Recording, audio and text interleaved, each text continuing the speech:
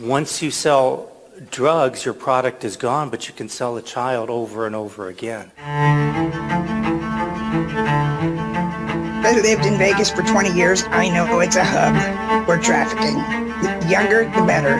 Human trafficking at any level in our city will not be tolerated. So Vic 1 has location 1, Vic 2, location 2, Vic 3, location 3. If something happens at one location, then we can move other people over to assist. I know there's a special place in hell for people who traffic in humans like that. And that's why Saved in America is important, and they're getting the job done. And lives have been changed and continue to be changed because people have stepped up. I'd like to introduce you to the founder, the visionary of Saved in America, Joseph A. Travers, who started this great organization in San Diego back in 2009 with the sole mission and purpose to help children from being trafficked in the United States of America. I ended up going to Bible college and was looking for different ministries to get involved in. And at that time, I read an article about a young woman named Brittany Drexel. She was a young girl that was missing in upstate New York, and I looked at this picture. You know, God talked to me. I mean, it's not a loud voice, but he talks to me. And he said, Joseph, Isaiah 6:8. I said, really? And in Isaiah 6:8, God says, who's going to go for us? And, of course, Isaiah says, Lord, send me. And I thought, okay, that's what I'm going to do now. I'm going to go find these young girls like Brittany. The reason I'm with Saved in America really is when I know this problem's out there and I know people need help, what else am I supposed to do? To provide this service to parents at no cost so they have somewhere they can go for help it's very fulfilling for me. If not me, then who, right? I've been given these wonderful gifts. I believe that God gave me these gifts. I need to share them, and I have the tools, so why wouldn't it be me to use them?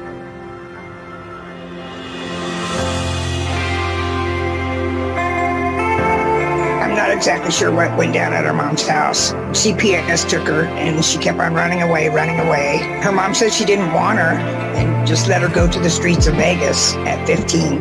So we developed Saved in America with our pillars that we went over, that we would always do this for free for parents. And since December 14th on our first operation, we've helped parents and law enforcement in recovery of 270 children. I was going to the places where I thought she'd hang out at and hang out there. So I'd sleep during the day and I'd be on the streets at night of Vegas. The exploitation of an individual for profit is a crime, and it will be treated with full, legal, aggressive action. And I'm offering these street kids money, pocket money. If you've seen her, you know, it took me about a year to find her and $10,000. This is a story of redemption, and we have someone who's been redeemed and restored with us today. Every year, Saved in America provides a scholarship for our survivors, and it's a way for them to continue their education, a vocational training. Nevaeh aspires to be a cosmetologist, and hopefully she'll own her own business one day. Nevaeh, this is for you. It's a $1,000 scholarship towards your education. The baby is incredible, smart as a whip, and you know, I wouldn't expect that I would be a great grandma at 57, but I'm going to do whatever it takes. Saved in America is conducting its 6th Child Saved Not Sold Las Vegas operation, the 7th one for the state of Nevada. We're looking for 12 missing children on the list now. Leela, missing since December 11th, 2022 from Las Vegas, 15 years old. Americo Allen, missing since December 10th, 2022 from Las Vegas, 15 years old. Savannah Varga, missing since January 2nd, 2023 from Las Vegas, age 17. When you arrive on site, call into the PD, let them know the car, number of occupants, and whether you're armed or not, your licensed private investigators, and then when you leave location individually, call it out. Go team, go. Team on 3. 1, 2, 3, go.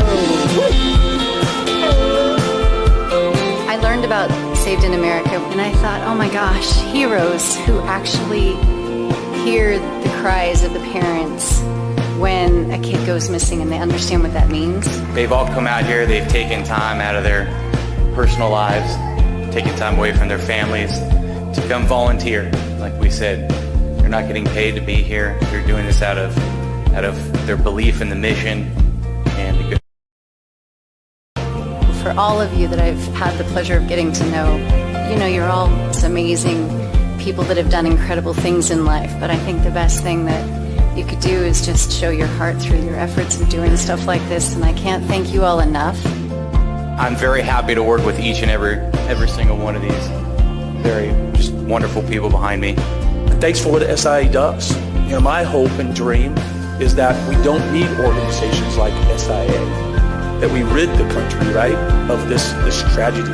Governor Lombardo has provided his talent and resources to help find missing, runaway, and trafficked children in Las Vegas region, I would say for decades in his career. Tonight, I have the pleasure of presenting the annual award to the governor, now Governor Joseph Lombardo. I'm honored to accept this award on behalf of former Sheriff Joseph Lombardo, now Governor Lombardo. The reason why they do this is, if nobody else does it, who's going to? So we decided we'd do it. I hope that everybody in this room, you go out and you share this information and you tell people, these guys are amazing, truly amazing to come back and dedicate their time doing this. So thank you guys very much for everything you do. God, I just pray that you continue to bless this organization and the people involved. We give you all the glory, honor, and praise in Jesus' name.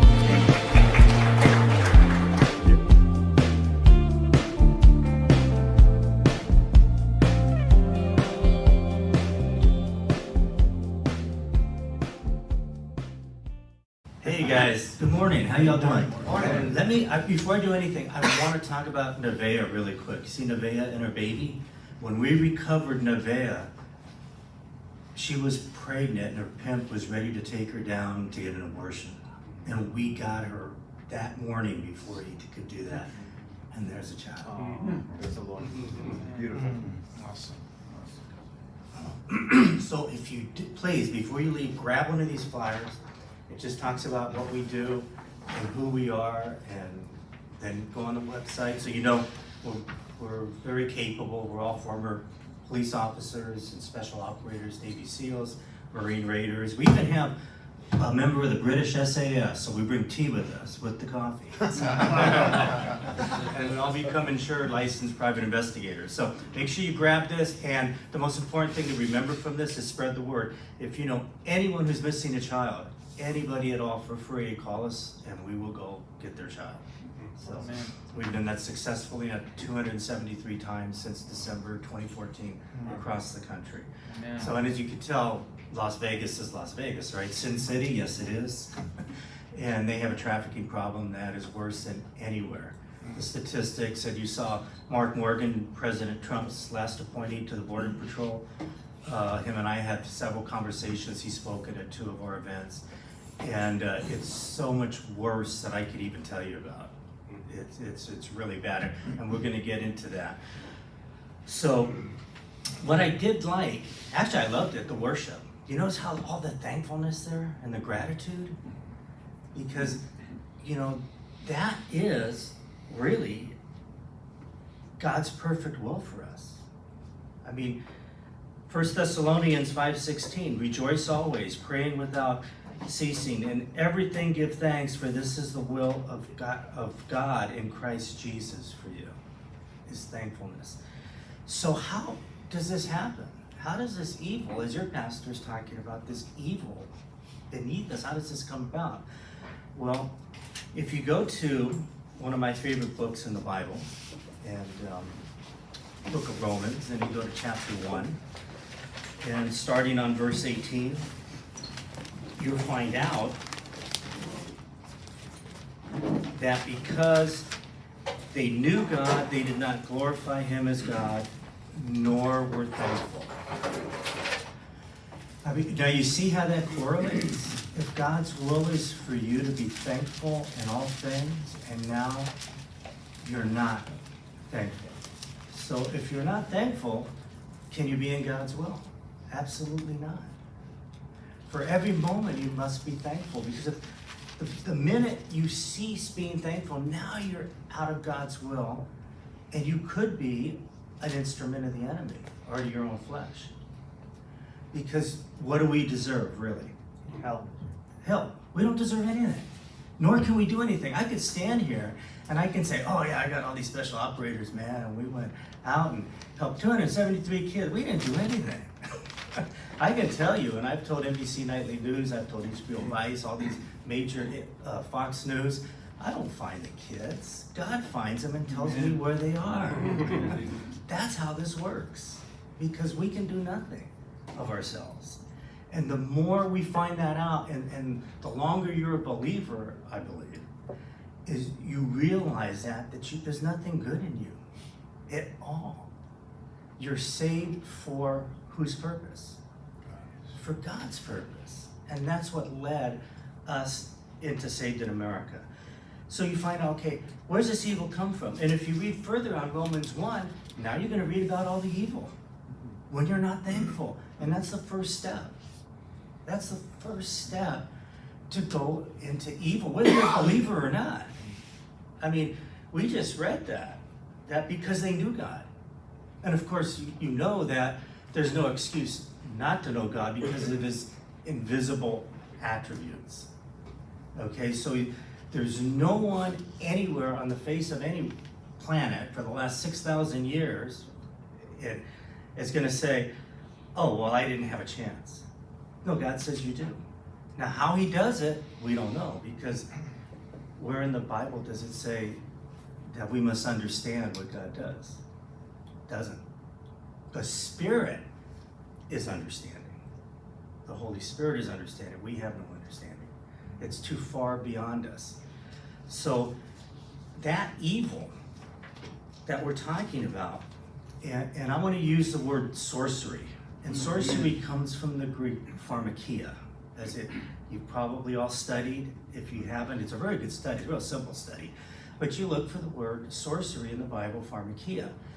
And pharmakia relates to two things. It relates to sexual immorality and the abuse of narcotics. So you could start with Galatians 5:20. And as it talks about the sorcery with narcotics, and then in Galatians, Paul goes on to talk about sexual immorality. Or you can go to Revelation chapter 9, verse 21. And it talks about sorcery at the end times. And then you can go to Revelation 18:23. Revelation 18:23 talks about the end time sorcery with merchants. So how do you put this together? The sorcery of drug abuse, the sorcery of sexual morality, and what? Merchants. And that's what we're getting closer to today. That's what's happening in this underworld and underbelly that I'm going to talk to you about. Tomorrow I'm going to talk to you about more how I got there, how I met Pastor Chuck. What a wonderful man. I'm just telling you, to know Pastor Chuck was really incredible special experience. And how I got to here. It was just God that brought me here. So this is how this works. I'm going to do it really simply, and you guys can understand. This is like prison, bunch of prisons here, right? You got Corcoran right up the street, and you got some more. Okay, we have what we call an evil triad. That's what I coined that. Evil triad consists of three elements: prison gangs, street gangs, and the cartels. Okay, they have formed a syndicate that they are selling drugs. They own the drug market. Now, I'm 65. A lot of you guys, who's older than me? Make me feel good. Come on.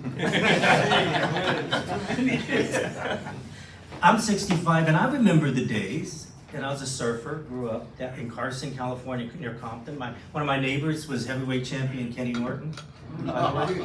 That's how I survived Carson, by the way. How did you survive Carson, man? You got blonde hair and blue eyes on the border of Compton. I knew Ken.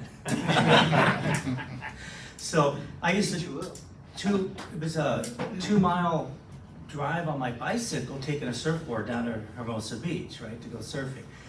But anyway, that was the days of the mini microbus that the surfers would go down to Baja California, buy a key, bring the key back, sell nickel bags, and they would use that money to go on these surfing safaris. Okay, that doesn't happen anymore.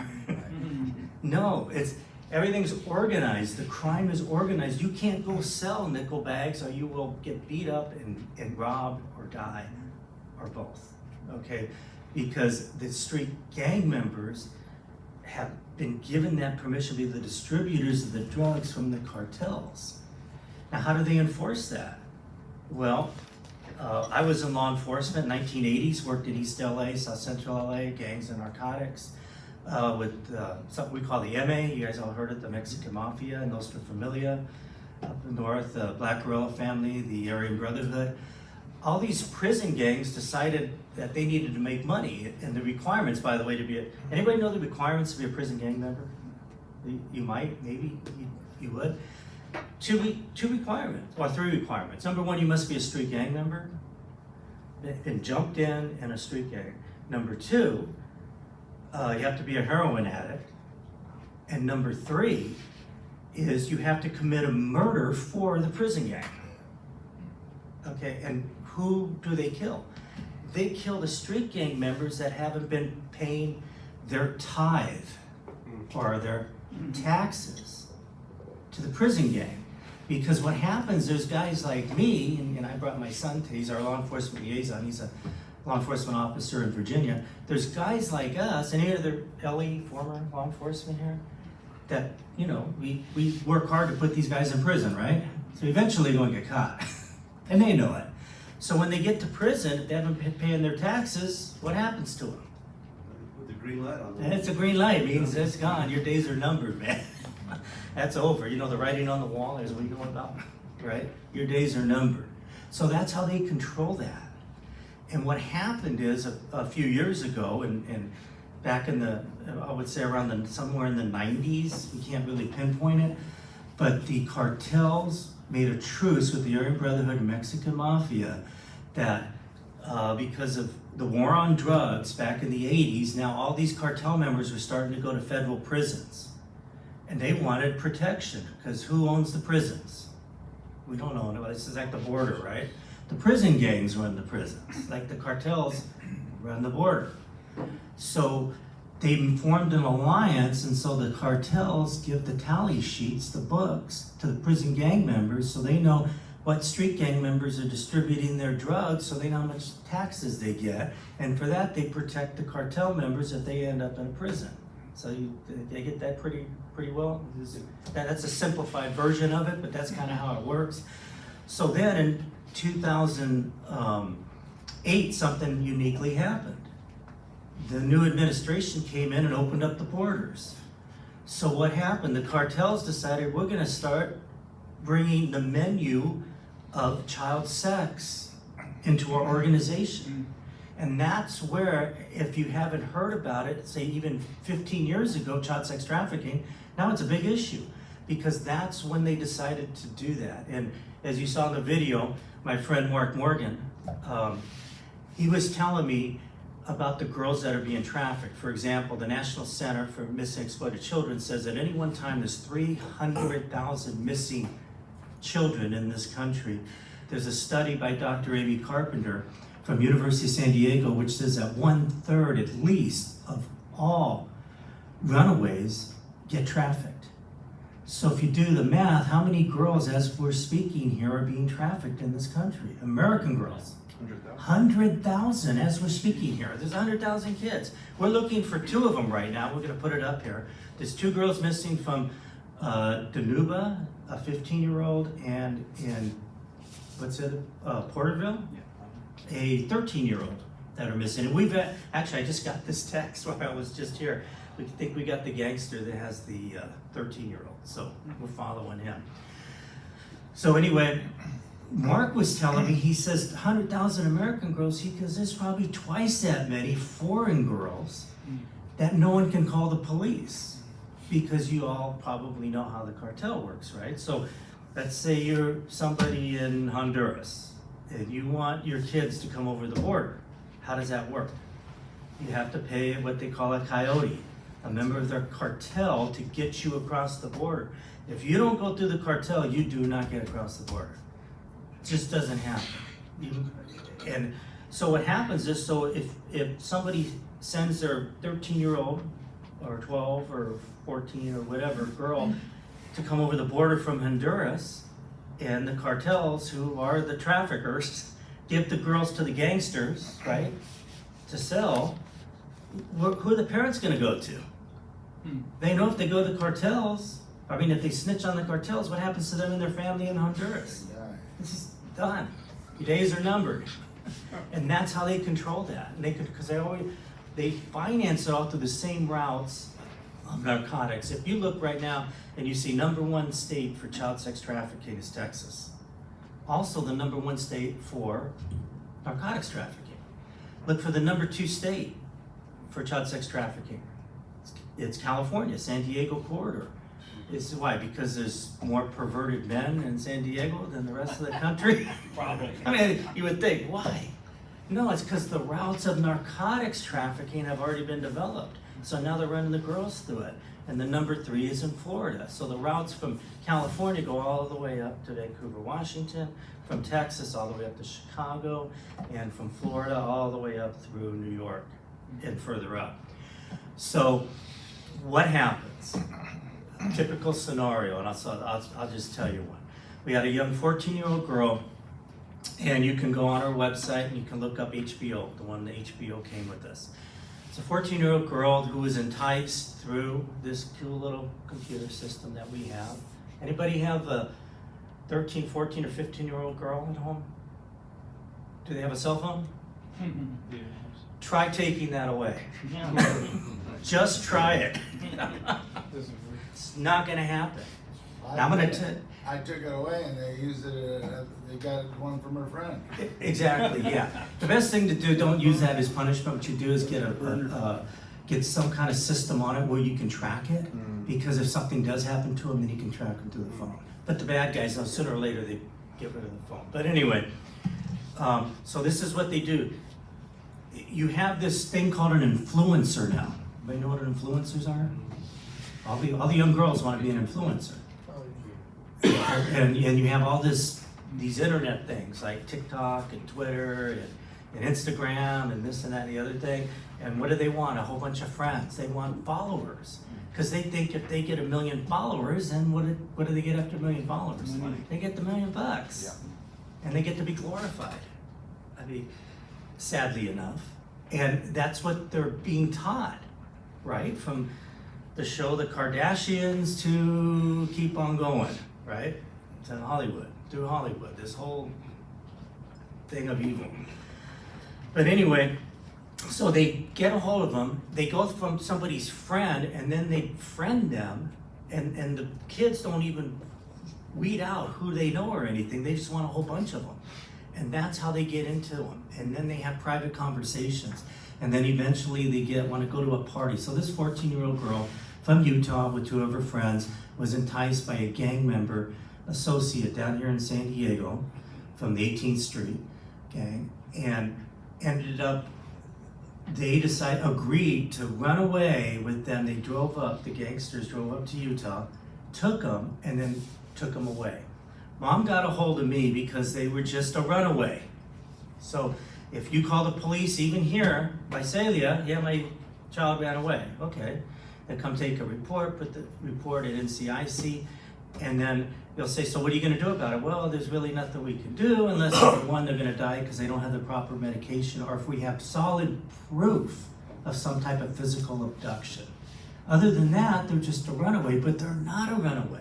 And on this case, the mom said, I can't believe the police would get a hold of me. Someone told me about you guys. Will you help me find my daughter? He says, absolutely. So we said, hey, what's this? We went into the social networking, and one of the guys up there, you couldn't see his face because he works for a big company like Facebook. It's not Facebook, but he'd get fired if they knew he was volunteering for us. So we had that type of technology. We went in and we found out of the gang member who seduced her. We found out where they had her at the trafficking house, and then we went, only God could have done this. I'll tell you the backstory to this. So we find out where the girl is, but the day before, when we went and got her with NBC, not NBC, but HBO Vice, They had to leave because it costs a whole bunch of money for these news crews. Tons of money. So they're getting ready, driving to LAX to fly back to New York. And we get the tip from an informant that we got that she was in a certain house getting ready to be sold and taken over the border to Mexico that way. So we got there just in time to get her, and there's the San Diego PD, it's all on the video there. But she was under the influence of heroin when we got her out of the house. So we had to, we got the mom there and we got them to a rehab, and then she received our scholarship in San Diego last year to go to beauty school, and she graduated and she's fine now. It took her 5 years. I mean, 14 years old on heroin, that's not a good thing, okay? But they had her like sold and gone, and now she's fine. Now she's good. So that is the nitty gritty that I wanted to share with you men about how this works. There's no such thing as just a runaway.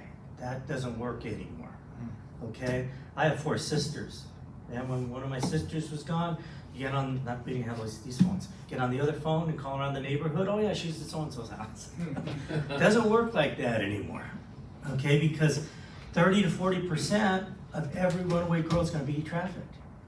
And our goal at Saved in America is get the child before the trafficker gets the child. It's just that simple, and we do it for free. So I appreciate you all, and before I go, and before you play the last video, I want to introduce my son Joshua. Joshua's a really interesting guy, war fighter, Marine in Iraq. He knew Pastor Chuck. His nickname was the Hug Boy. He ended up, he's a 3-sport athlete, CIF champion in wrestling, ended up going to Liberty University, became an All-American heavyweight wrestler at Liberty University, and is now happily married to a farm girl in Virginia and a law enforcement officer there, and he takes care of our, like I said, law enforcement liaison and our case management.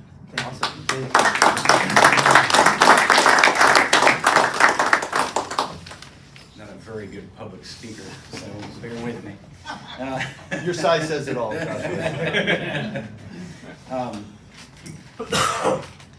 But I was thinking, how do you tie Saved in America into, our daily lives, right? How do we tie it together, right? And Saved in America was a calling, and I remember watching my dad with the calling and him talking to me. And Saved in America was years in the making before December 2014. It was years in the making, and I was thinking, like, man, how do I tie this together? Well, so I looked up a few scriptures, and I'm just going to let the scriptures speak because God speaks way better than me. So I was thinking, well, we're in this world, right? We're here, but we're not of the world, right? And so I was thinking, well, let's just hear this out. So in Jeremiah 42, chapter 42, verse 2, and they said to Jeremiah the prophet, please let our petition be acceptable to you, and pray for us to the Lord your God for all this remnant, since we are left but few of many, as you can see, that the Lord your God may show us the way in which we should walk and the thing that we should do. All right? And I remember 2014 and before that, my dad was still in his 20s in his walk with the Lord, right? And me, I had just came to adulthood, so I considered myself a baby. And so I was talking to him about this ministry, and then it came 2014, and we're still learning the way we should go and the way we should walk, just listening to that call. And speaking of listening to that call, we go over to 1 Samuel chapter 3, verses 4 and 10. All right? With me? It talks about, and the Lord called Samuel, and he answered, here I am. Well, if you read further in the story, he doesn't realize it's God calling him for a second. He's hearing this voice, so he's running to Eli, and like, yeah, I'm right here, right? Well, Eli then tells him to tell the Lord you can hear him. So later on, he says, now the Lord came and stood and called at other times, Samuel, Samuel, and Samuel answered, speak, for your servant hears, right? So we went from asking the Lord what we should do to now we hear the Lord. And then as you heard Isaiah 6:8, also I heard the voice of the Lord saying, whom shall I send and who will go for us? And then I said, here I am, send me. So now we're doing. So we realize that, Lord, we need a purpose. Now we hear his voice, and now we go forward and do it. This is that's not anymore. But Saved in America is firmly, what I believe in the group of men that are in it and the people that want to volunteer with it. That's the calling, right? But each of you in this room has your calling. And you got to hear, you got to listen, and you got to go.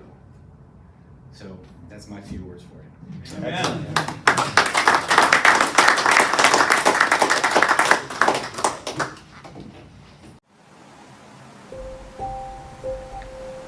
My first reaction was to call law enforcement and see what they could do. And for a whole month, nothing. I just came down to realize that this was going to be a thing that I had to take the initiative to go out and do something. So I did. Mostly the parents are in a panic stage and they're waiting for something to happen. So now the family is at a standstill. They have to go find their child on their own, and most people don't know how to do that. So we fill that gap. I was strolling through Facebook trying to see if they have found the other girls that went missing with my daughter. I came to this post where it said that they had found most of the girls that were missing.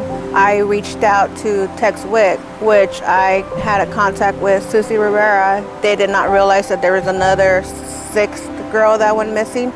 So that's when I informed her that my daughter was the number 6 girl that went missing from that group. So if you have a missing child, a runaway, when law enforcement looks at it, it looks just like, well, she just left because she wanted to be with her boyfriend or whatever. So it doesn't appear to be a high priority situation. I was able to contact Joseph Travers and let him know all the situation. As soon as I told him, what the problem was and who my daughter was, he took interest right away. He explained to me that they were able to locate my daughter, and it was an urgent matter, and if I wanted to be a part of the operation to recover her, and I was able to come with them in this journey to recover her and pick out my daughter from a line of girls that they have found in this one location. And I was able to pick out my daughter and take her home with me. When I was young, I got convinced to do stuff that I didn't want to do because I was young and I just thought, you don't really think clear when you're younger, so you kind of do things that you don't really know what you're doing. I was the mom that just let everything fly by, and I was okay with, okay, you're going now, okay, see ya. Before you do anything, you make sure that you really do know them well, and your mom knows them well, or your family knows who you're hanging around with, because you never know how people could really be. My fault at this was I was too trusting. I trusted those people that were harming my daughter. My life is better right now, and I have a lot of things that I'm looking forward to. And I just feel free now. It feels better. Thank you to Joseph Travers and the team. They're amazing guys. When you're away from home, they make you feel like you're safe. And I thank you guys for making us feel that way. First, I was kind of scared because they looked like people I don't know, I just didn't know who they were. But then I met them and they seemed really nice and they're just trying to help people. They're here to help me, not hurt me. If it wasn't for them, I wouldn't have my daughter now. And I completely say how blessed I am and to have met them and met the people that I met during that awful journey. It's been a hard road, but I am so grateful to them. You don't know how grateful I am to you. God bless you and keep doing what you're doing. Thank you so much. Mom, I'm grateful that you guys took the time to find me and did whatever you can, because I don't know where I would be right now if you guys ever took the time to look for me. Lily, you don't know how grateful I am that I was able to bring you back. I really don't know what I would have done if I wasn't able to recover you. It would have taken a toll on the family. And I just want to tell you that I really, really love you. And I know we've gone through a lot of stuff together. But guess what? We're making it. We're doing it. And we need to make the best of this. I love you. Mom, I love you so much.